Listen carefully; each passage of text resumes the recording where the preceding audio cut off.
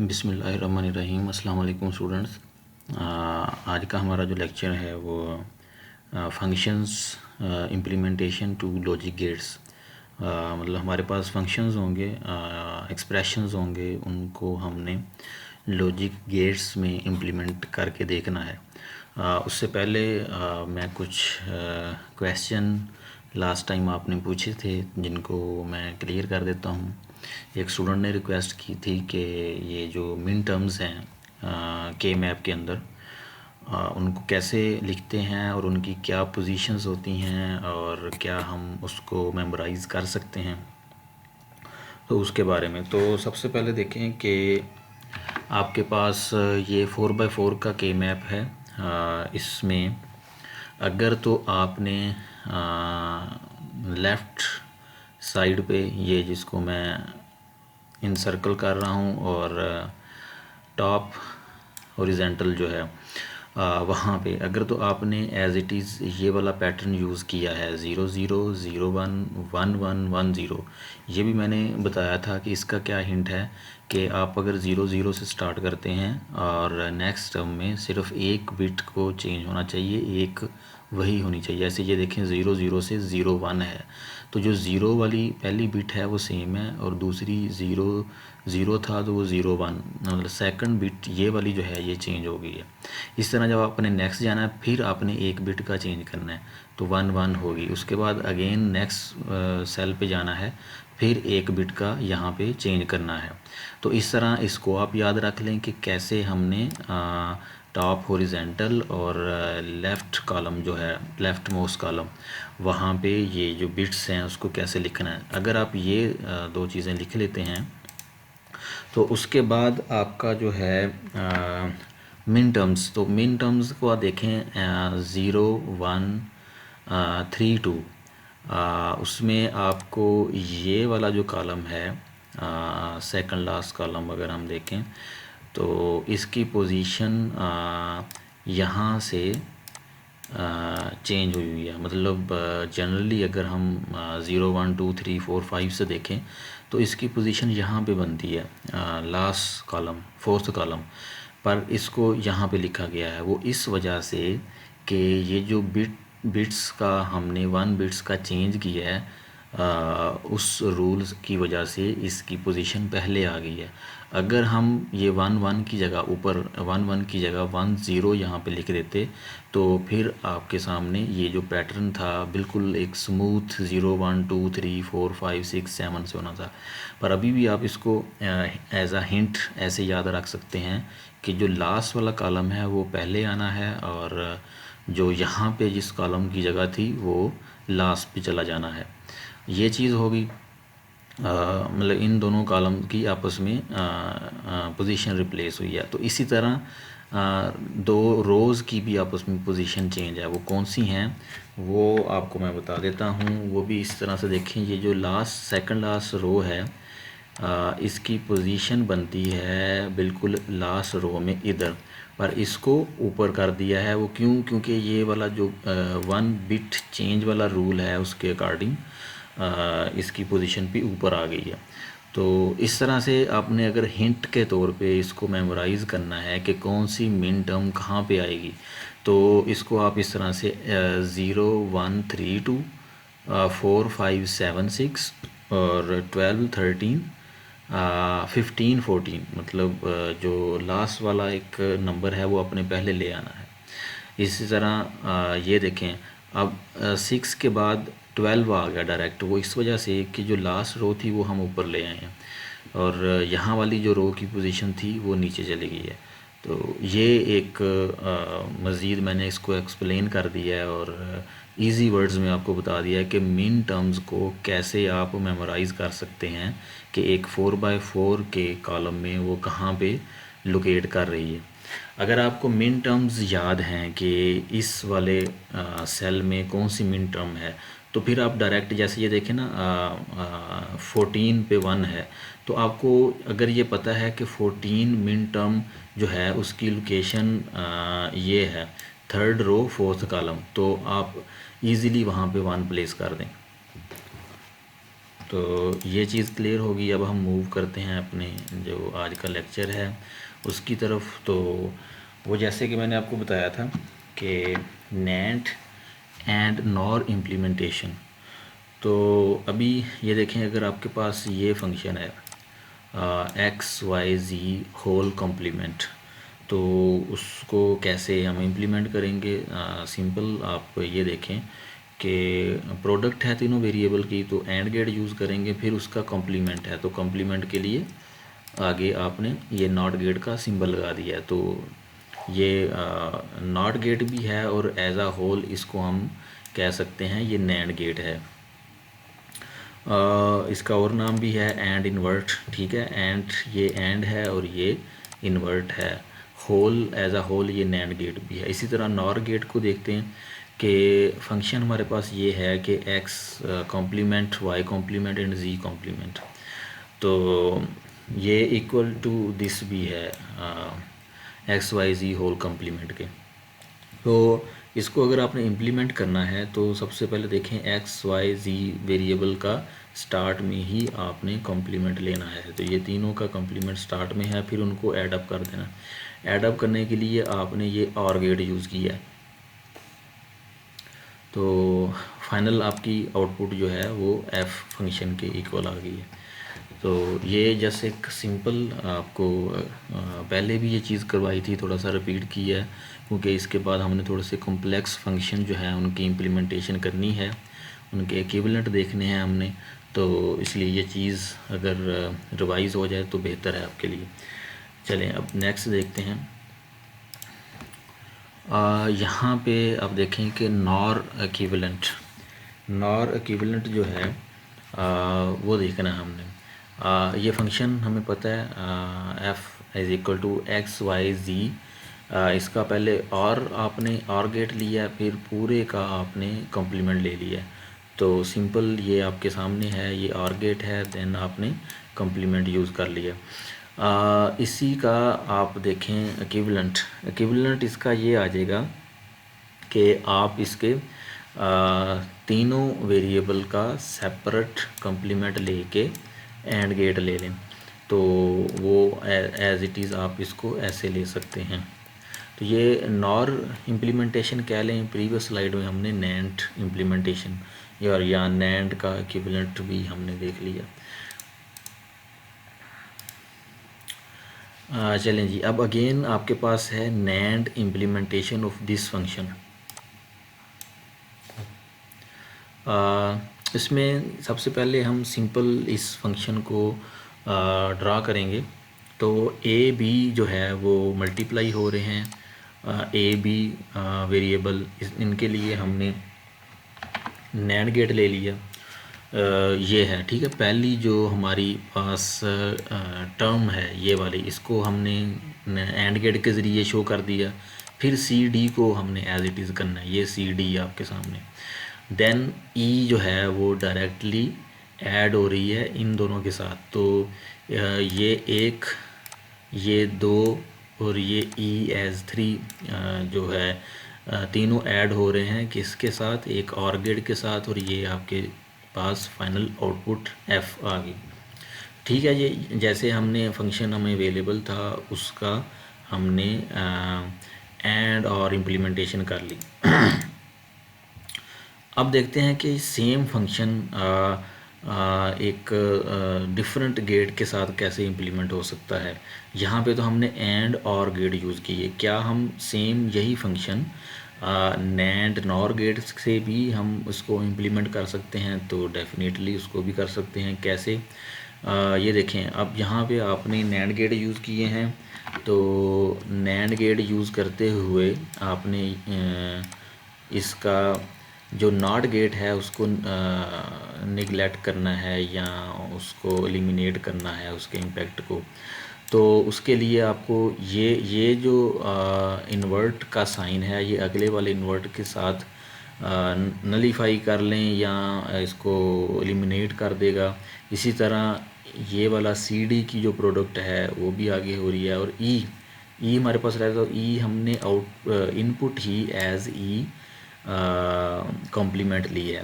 तो उसके आगे भी एक कॉम्प्लीमेंट आ लगा हुआ है, तो दोनों कॉम्प्लीमेंट मिलके एक दूसरे को ख़त्म कर देंगे तो सिंपल हमारे पास ई रह जाएगा।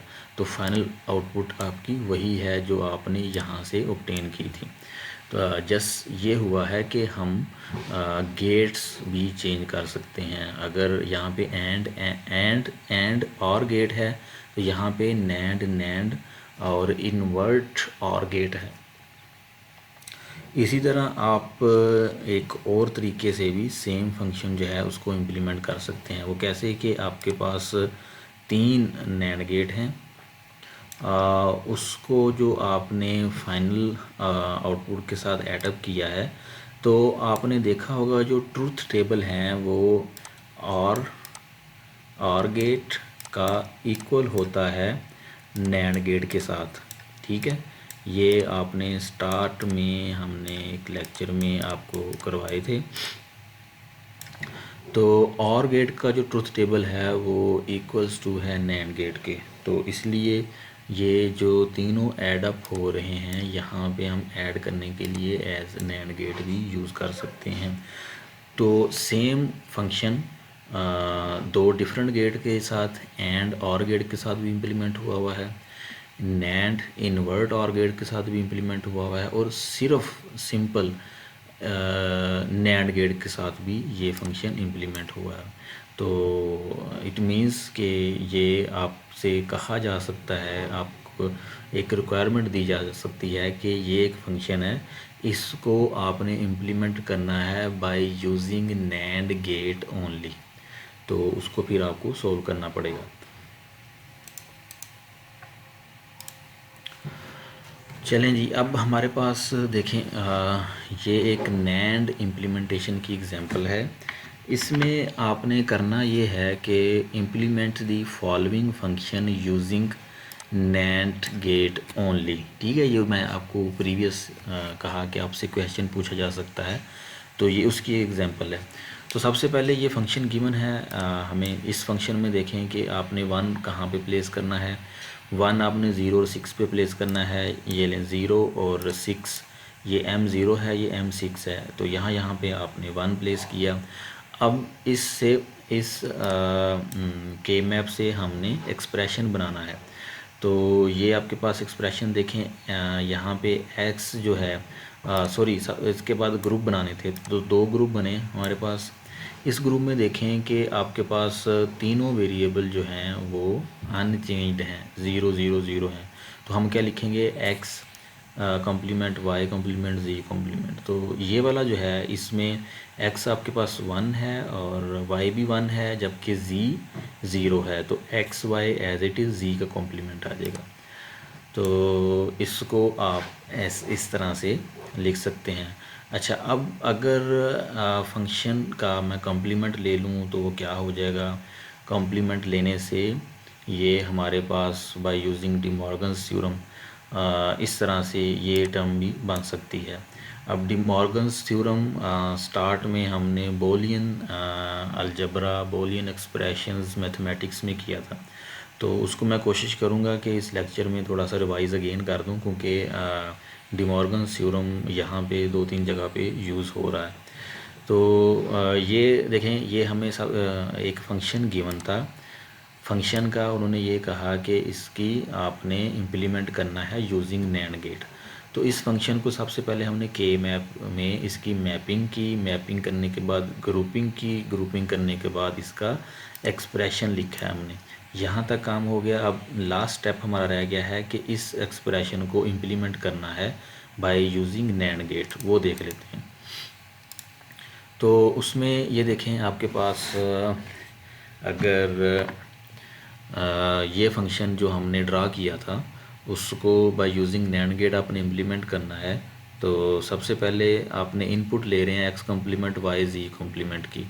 ये आपके पास 3 इनपुट आ रही हैं, उनको बाय यूजिंग नैंड गेट आपने आगे जो है यहाँ तक कर दिया। फिर इस वाले टर्म को आप करेंगे x y and z complement, then again by using NAND gate आप इसकी आउटपुट जो है वो फिर ऐड अप कर रहे हैं कहाँ पे, ऐड कर रहे हैं अगेन उसको एक नैंड गेट को यूज़ करते हुए, तो वो आपके पास फिर जो फाइनल टर्म है वो f के इक्वल आपके पास आंसर जो है। तो मतलब यहाँ पे अगर आप इनपुट अप्लाई करते हैं एक्स वाई ज़ी और एक्स वाई ज़ी कॉम्प्लीमेंट, तो इनके कॉम्प्लीमेंट के अकॉर्डिंग तो आउटपुट आपको इस तरह से मिल जाएगी। अच्छा, अब जो दूसरा इसका इक्विवेलेंट फंक्शन हमने बनाया था तो उसको भी देख लेते हैं। अब ये देखें कि आपके पास एक्स प्राइम वाई पहली टर्म ये आ गई, फिर एक्स वाई प्राइम दूसरी टर्म ये आ गई, फिर सिंपल जी था, जी एज इट इज़ ये यहाँ पे आ गया हमारे पास।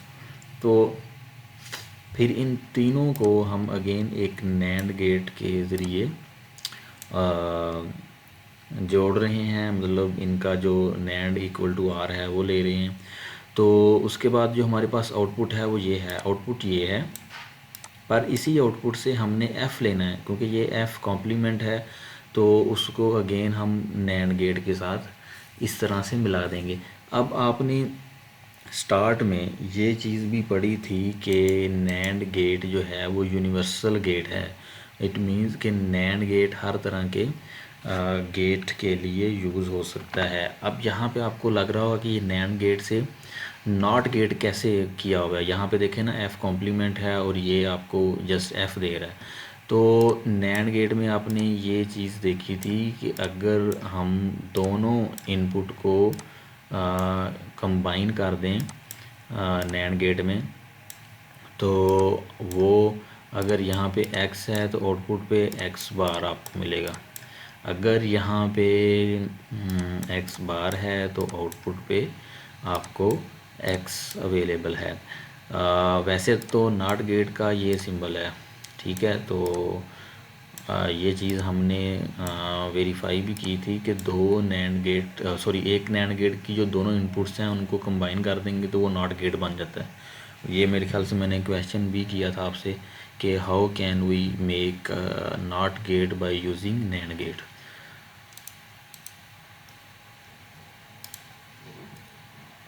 अच्छा चलें, ये चीज़ होगी। उसके बाद नॉर इम्प्लीमेंटेशन है। नॉर इम्प्लीमेंटेशन वही सेम फंक्शन जो हमने यहाँ पे ड्रा किया था, ये आपके पास फंक्शन है। इस फंक्शन की हमने नॉर इम्प्लीमेंटेशन करनी है, मतलब फंक्शन वही है, जस्ट हम लॉजिक गेट्स जो हैं उनको चेंज करके देख रहे हैं कि क्या हम different type of logic gate use करते हुए सेम टास्क परफॉर्म कर सकते हैं। और अगर यस, इसका आंसर यस है, तो उसकी प्रीवियस जो टेक्निक है या बिहाइंड द सीन क्या सिनेरियो होगा, तो असल में हम ये काम करके देख रहे हैं।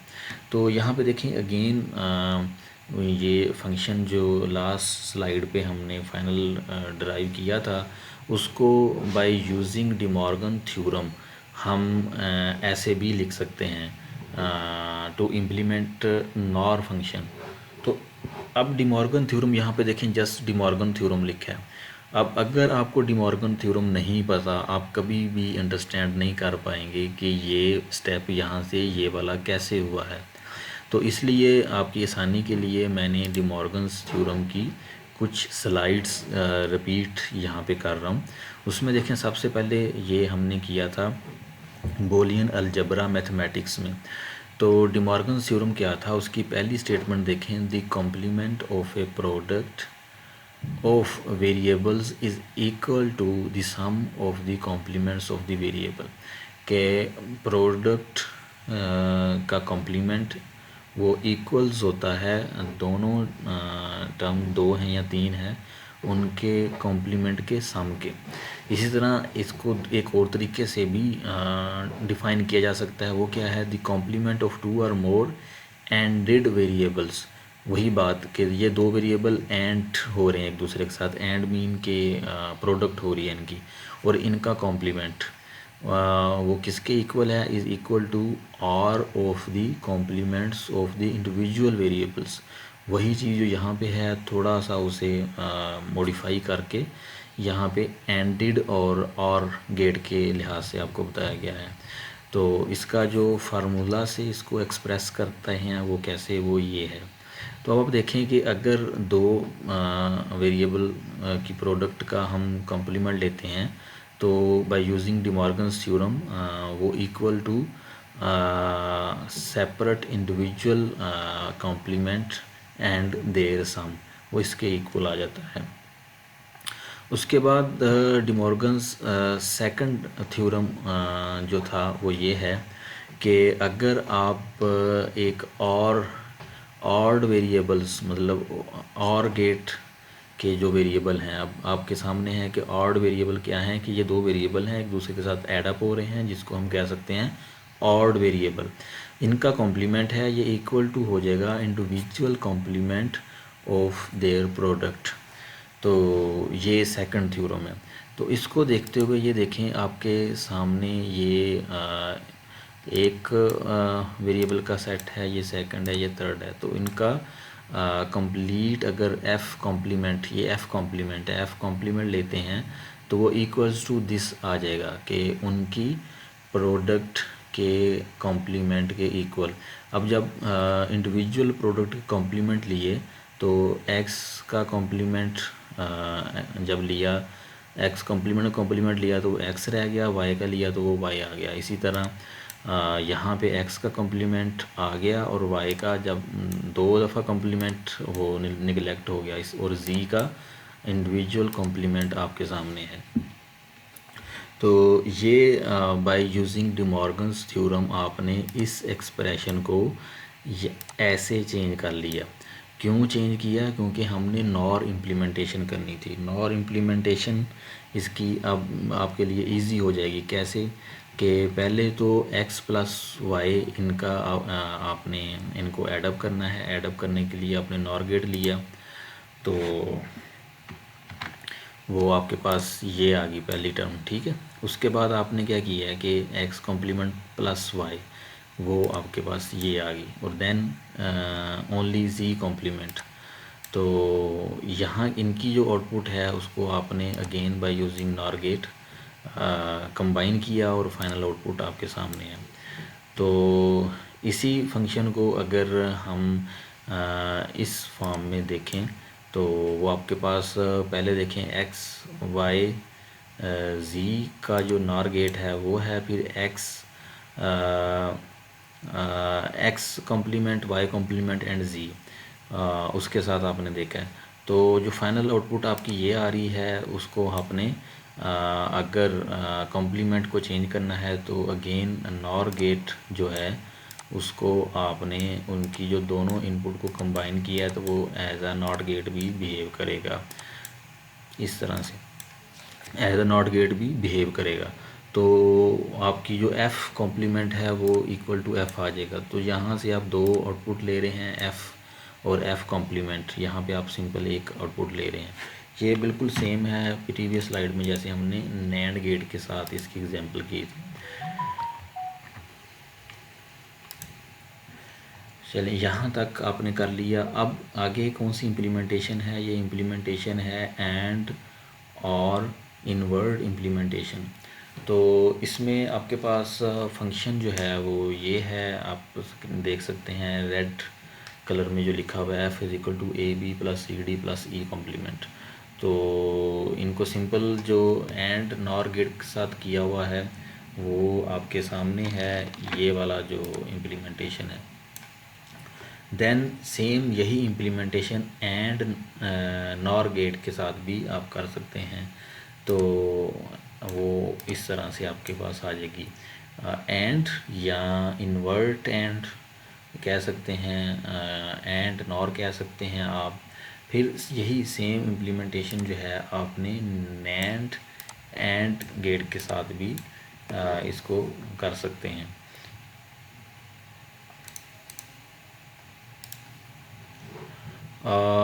एक और फंक्शन है जो और एंड इन्वर्ट, इन तीन चीज़ों को यूज़ करते हुए कैसे कैसे इम्प्लीमेंट कर सकते हैं वो आपको बता देते हैं।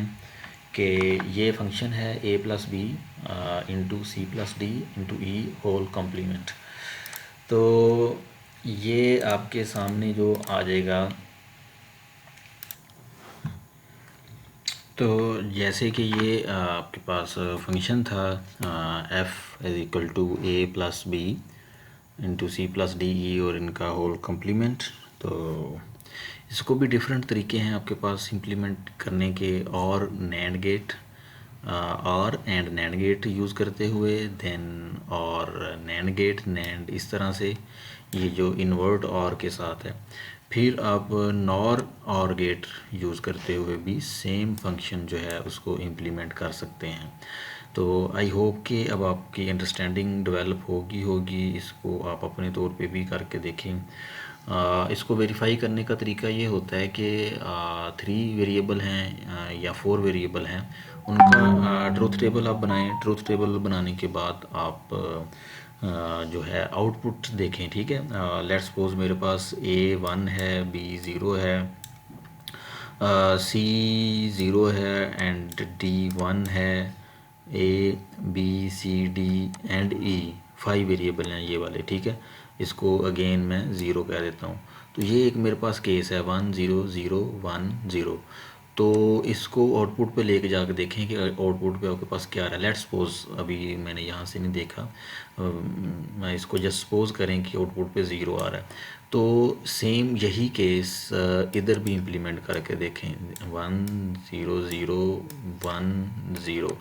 तो इसको ऐसे ही इधर लेके आए, इधर क्या आ जाएगा। अब ये और गेट है 1 0 1 आ जाएगा, 0 1 अगेन और गेट है तो 1 आ जाएगा। ये E 0 है तो यहाँ पे 0 ही आएगा। अब आगे देखें, ये जो 1 1 हैं ये 0 हो जाएंगे आपके पास, जो 0 है वो 1 हो जाएगा और फाइनल आउटपुट आपके पास 1 आ जाएगी। तो यहाँ पे भी फिर 1 आ जाएगा क्योंकि ये हमने देखा नहीं था इसको। तो इस तरह से आप सेम एक केस पकड़ें और तीनों जो आपने ड्रा किए हुए हैं, और नैंड एंड नॉर और इम्प्लीमेंटेशन, तो उस पर देखें कि क्या सेम जो केस आपने लिया है उसके लिए तीनों इम्प्लीमेंटेशन में आंसर सेम आ रहा है। अगर आंसर सेम आ रहा है देन आपकी जो वेरिफिकेशन है वो सक्सेसफुल है। देन यहाँ से एक नई चीज़ है डोंट केयर कंडीशंस। ये भी देखें कि आपने एक चीज़ स्टार्ट में पढ़ी होगी, उसको रिकॉल करना है। Some time situation arises in which some input variable combination are not allowed.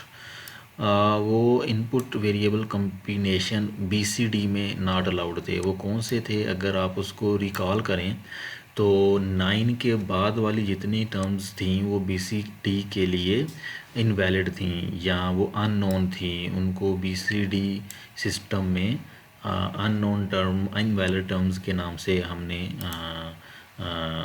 वहाँ पे नोट किया था। तो वो ये वाली टर्म्स थी 10 10 1011 और सो ऑन। ये आपके पास 6 टर्म्स ऐसी थी जो इनवैलिड हैं। तो इनसे ही एसोसिएटेड कुछ यहाँ पे हम चीज़ें करेंगे। सबसे पहले वो है don't care condition. Since these unallowed states will never occur in an application involving the BCD code, they can be treated as don't care terms। तो इनको आप इस तरह से डिफ़ाइन कर सकते हैं with respect to their effect on the output। The don't care terms can be used to advantage on the Karnaugh map। Don't care term जो है वो उसका एडवांटेज जो है वो के मैप पे होता है। हमारा जो एक्सप्रेशन है वो सिंपलेस्ट से सिंपलेस्ट हो जाता है by using don't care terms. उसमें सबसे पहले आपके पास देखें, for each don't care terms an X is replaced in the cell 1 0। और अब एक नई चीज़ आई है एक्स आप रिप्लेस करेंगे। एक्स कहाँ पे रिप्लेस करना है, जो डोंट केयर टर्म्स के अगेंस्ट आएगा। When grouping the ones the X can be treated as ones to make a larger group. जब आप ग्रुपिंग कर रहे होंगे तो जो डोंट केयर टर्म्स है जहाँ पे आपने एक्स प्लेस किया है उसको भी 1 के साथ आप ग्रुप कर सकते हैं। फिर आप या 0 अगर आपने उसको एडवांटेज के तौर पे यूज़ नहीं करना तो वहाँ पे डेफिनेटली 0 आ जाएगा। तो दूसरा क्या है कि the larger a group the simpler the resulting term. तो जितना ग्रुप बड़ा होगा जैसा कि आपने देखा था कि अगर 8 सेल्स का ग्रुप है तो उसका एक वेरिएबल की टर्म आती है। अगर 1 का है तो उसके 3 वेरिएबल की टर्म आती है इन केस ऑफ 3 वेरिएबल।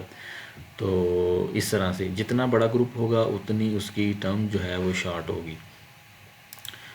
इसमें एक एग्जांपल कर लेते हैं। The truth table in figure below describe a logic function that has one output only when the BCD code for 7 8 9 के लिए 1 है, और if don't care are used as ones the resulting expression for the function is.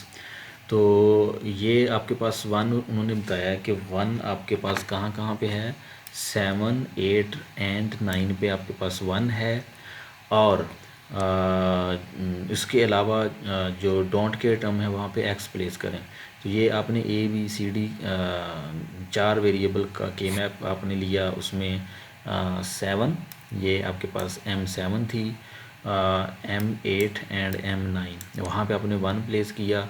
और उसके बाद जो 10 11 12 up to 15 वहाँ पे आपने x प्लेस कर दिया। अब आपने लास्ट स्लाइड में पढ़ा था कि x को एज अ 1 ट्रीट कर सकते हैं to take advantage from Karnaugh map. तो ये भी x भी 1 है, तो सबसे पहले हमने 8 सेल्स का ग्रुप बनाया। 8 सेल का ग्रुप ये है आपके सामने, 8 सेल का ग्रुप बनाया। उसके बाद आपने 2 सेल्स ये आ गया ग्रुप आपके पास। तो ये 2 ग्रुप आपके पास बन गए। इन 2 ग्रुप का जो फाइनल एक्सप्रेशन होगी वो ये है A plus B C D, इस तरह से। बट अगर आप ये डोंट के टर्म्स यूज़ नहीं करते देन आपका जो ट्रूथ टेबल है वो क्या बनेगा, उसमें आपके पास जो 7 8 9 जब आपने ये प्लेस किया तो आपके पास 2 ग्रुप बनेंगे। ये मैं रेड कर देता हूँ उनको, अगर डोंट के टर्म्स यूज़ नहीं कर रहे तब। तो ये 2 आपके पास ग्रुप बनेंगे। इन 2 ग्रुप्स की जो फाइनल एक्सप्रेशन है वो ये है, ये यहाँ पे लिखा हुआ है विदाउट डोंट केयर्स। तो A B complement C complement plus A complement B C D, इस तरह से आ गया। और विद डोंट केयर्स तो वो ये आपके पास आ जाएगा। तो ये एक जस्ट आपको बताने के लिए कि if we can use don't care terms then the expression for a k map for a given function will be the simplest expression.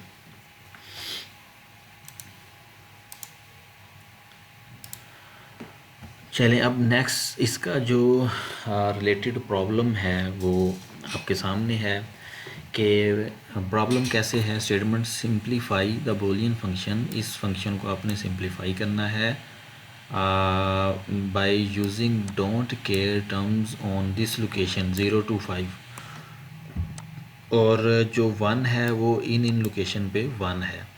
तो मतलब यहाँ पे आपने प्लेस करना है 1 इस लोकेशन पे, और इस लोकेशन पे x प्लेस करना है। तो वो आपके सामने है, ये देखें। ये आपका सबसे पहले 0 पे x आया, ठीक है, ये जैसे था। फिर आपका 2 पे x आया, और फिर सॉरी 2 ये है और 5 ये है। यहाँ पे आपका x आ गया। और 1 जो है जिस जिस लोकेशन पे बताया गया है उसके रिस्पेक्टिव मिन टर्म्स पे आपका 1 प्लेस कर दिया आपने। फिर इनकी ग्रुपिंग करनी है। ग्रुपिंग करने के बाद आप जो है इनकी फाइनल एक्सप्रेशन वो कर सकते हैं। अब ये वाला जो प्रॉब्लम है ये आपने ख़ुद भी करना है, ठीक है। ये यहाँ पे तो किया हुआ है और डायरेक्ट इसका फाइनल आंसर लिखा हुआ है। इस प्रॉब्लम को आपने ख़ुद भी करना है और करके ये मुझे सबमिट करवाना है आपने डिटेल के साथ। उसमें बताना है कि आपने कितने ग्रुप बनाए और कौन सी टर्म जो है वो अनचेंज है। जैसे y और z ये अनचेंज है, ये आपने इस ग्रुप के लिए ली हुई हैं। और इसी तरह wx जो है ये चेंज है किसके लिए, यहाँ पे ये देखें 0 0 है तो इसका w कम्प्लीमेंट x का कम्प्लीमेंट लिया हुआ है। इस पूरे जो रो में, ठीक है, और फिर इस पूरी कॉलम में वाई और ज़ी जो है वो अनचेंज है 1 1, तो इसलिए Y Z as it is लिख दिया है। तो ये मतलब डिटेल अब मैंने तो सारी बता दी है, फिर भी आपने इसको रिपीट करना है और सोल्व करके ये सबमिट करवाना है।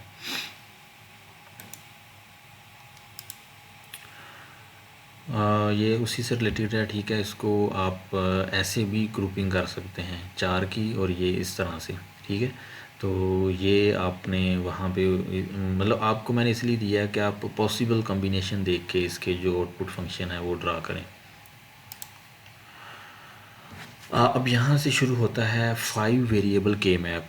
इसकी इतनी ज़्यादा डिटेल नहीं है, जस्ट थोड़े बहुत हिंट्स देखने हैं हमने, क्योंकि ऑलरेडी हम 2 वेरिएबल, 3 वेरिएबल, 4 वेरिएबल के मैप जो है वो डिटेल के साथ उसको कर चुके हैं। 5 वेरिएबल जो है ये कैसे इसको कंस्ट्रक्ट करते हैं और कैसे इम्प्लीमेंट करते हैं, जस्ट इसकी जो हिंट्स हैं वो आपने देख लेने हैं। इसका एक प्रॉब्लम भी आपको मैं करवाऊँगा, then we will finish our lecture.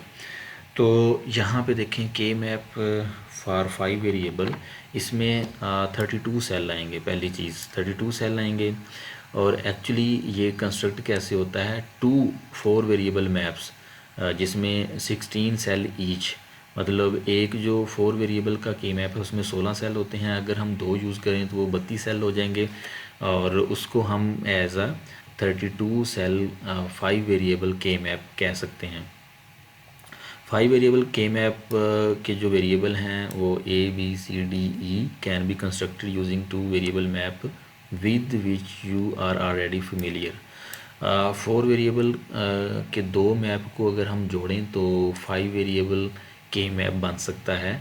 तो इसको हम 4 वेरिएबल के मैप क्यों यूज़ कर रहे हैं, क्योंकि उनसे हम ऑलरेडी फेमिलियर हैं। Each map contains 16 cell with all combination of variable 8 C D E। तो जो उसके सारे कम्बिनेशन से वो ऑलरेडी जो है कंस्ट्रक्ट हुआ होता है। आपको पता है कि जो 4 वेरिएबल का सेल के मैप है उसमें 16 सेल्स होते हैं। तो 1 मैप जो आप 2 मैप उसको कंबाइन करेंगे, उसमें आपने एक ए को एक मैप के लिए 0 कंसिडर करना है, दूसरे मैप के लिए ए को 1 कंसिडर करना है, जबकि बाकी 4 एलिमेंट जो हैं वो वहाँ पे चेंज होंगे, बी सी डी। ये चीज़ जो है आपको मैं अंडरस्टैंड करवाता हूँ नेक्स्ट स्लाइड में।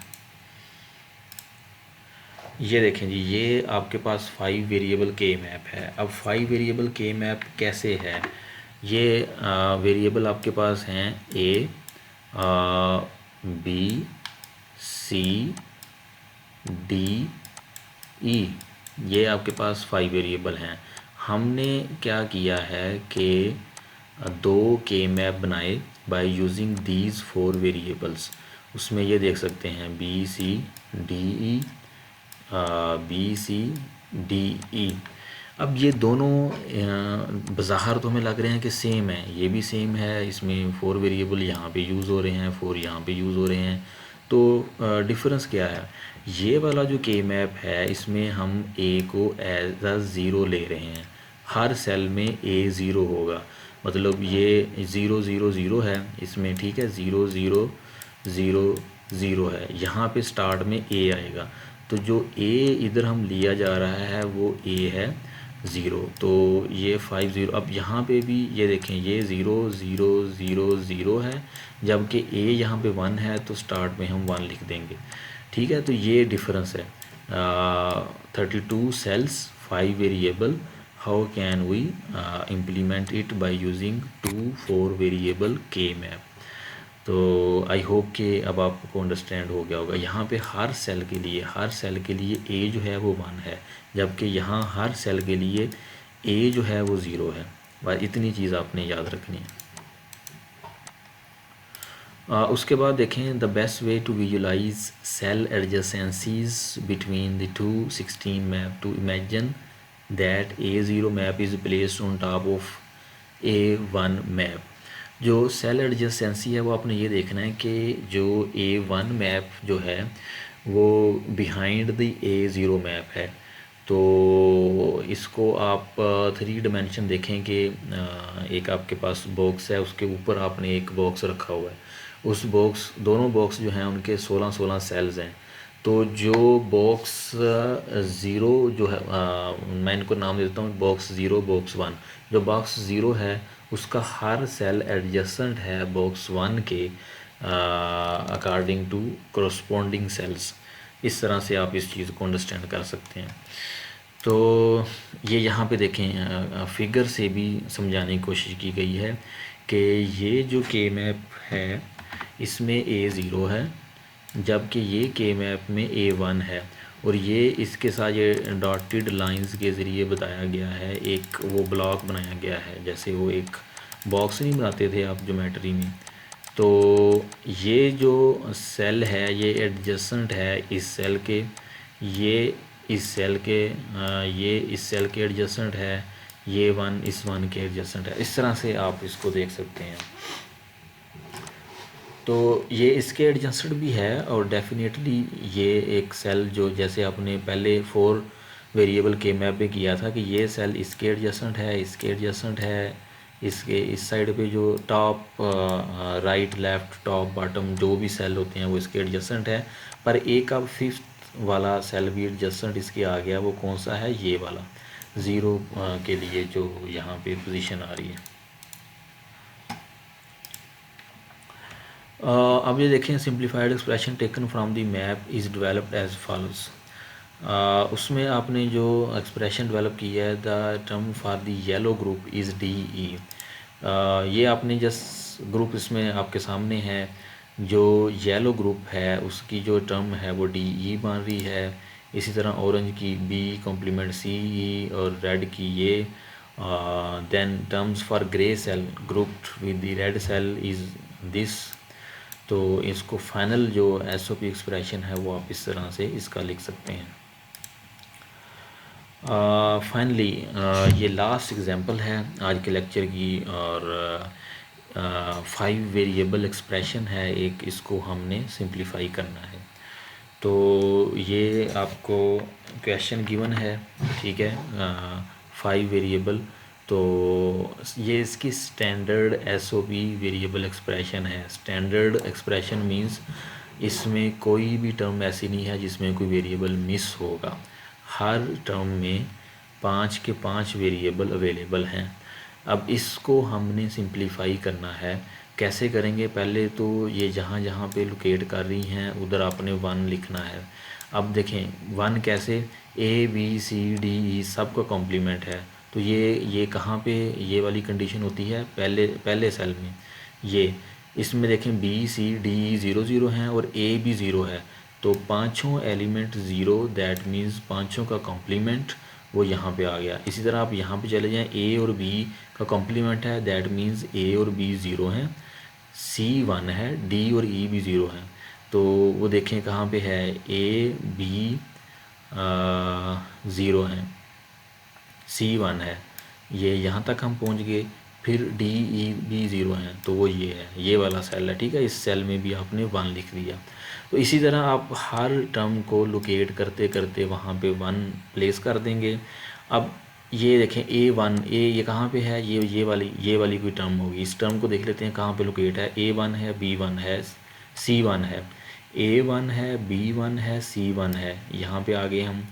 फिर D कॉम्प्लीमेंट है, दैट मीन्स D 0 है और E 1 है, D 0 है और E 1 है, ये आ गया। इसके करस्पॉन्डिंग जो सेल बन रहा है वो ये है। तो ये हमने लोकेट कर लिया इस टर्म को, ये इधर आ गई, ठीक है जी। इसी तरह मतलब ये सारी टर्म्स जो है इनको लोकेट करके उधर आप 1 प्लेस कर सकते हैं। तो जब ये चीज़ आप कर देंगे फिर आपने इनकी ग्रुपिंग करनी है। ग्रुपिंग में ये देखेंगे कि ये येलो सेल्स की ग्रुपिंग एक हुई, उसका इक्विवेलेंट जो टर्म आएगी वो ये आ जाएगी। ये ऑरेंज सेल की ग्रुपिंग है, देन ये सॉरी ये रेड है, ये ऑरेंज कह लें, और ये ग्रे है। तो 3 सेल आपके बनेंगे। तीनों सेल के जो आप टर्म्स लिखेंगे वो ये आपके पास आ जाएंगी, ACDE BCE BCD। तो और ये वाला जो वर्टिकल रेड ग्रुप है, उस ग्रुप की जो टर्म है वो ADE कॉम्प्लीमेंट इस तरह से आ जाएगा। अब ये जो 1 2 3 4 टर्म्स आई, इन चारों को आप प्लस करके इक्वल टू x कर देंगे तो आपका फाइनल एक्सप्रेशन आ जाएगा। तो ये है जी आपका फाइनल एक्सप्रेशन। तो 5 वेरिएबल की जो डिस्कशन थी वो जस्ट इतनी है, यहाँ तक आप इसको देख सकते हैं। अगर आप यही एग्ज़ाम्पल रिपीट करना चाहते हैं, इसको आप कर सकते हैं, रिपीट करके इसको सोल्व करके देखें।